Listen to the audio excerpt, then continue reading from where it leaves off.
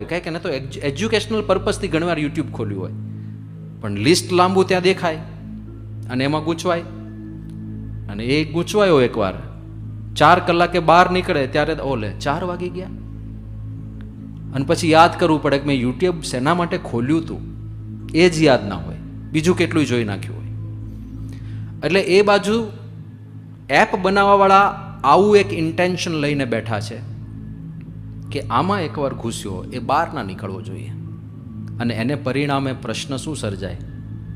સમયની ભયંકર બરબાદી. જે સમય યુવાનો રમતગમતમાં ફાળવતા હતા, ફિઝિકલ એક્સરસાઇઝ, એ સમય ગયો. ક્રિકેટ રમતા હતા, ક્રિકેટ રમવાની માત્રા ઘટવા માંડી છે. પહેલાની રમતો પણ કેવી હતી, આઉટડોર ગેમ્સ હતી બધી, એ બધું બંધ થઈ ગયું. ક્રિકેટ રમવાનો સમય ગયો, એક્સરસાઇઝનો સમય ગયો, વાંચનનો સમય ગયો. સારું કોઈ વાંચતું નથી આજકાલ. કંઈક એને તો એજ્યુકેશનલ પર્પઝથી ઘણીવાર યુટ્યુબ ખોલ્યું હોય પણ લિસ્ટ લાંબુ ત્યાં દેખાય અને એમાં ગૂંચવાય અને એ ગૂંચવાયો એકવાર 4 કલાકે બહાર નીકળે ત્યારે ઓલે 4 વાગી ગયા અને પછી યાદ કરવું પડે કે મેં યુટ્યુબ શેના માટે ખોલ્યું હતું એ જ યાદ ના હોય, બીજું કેટલું જોઈ નાખ્યું હોય.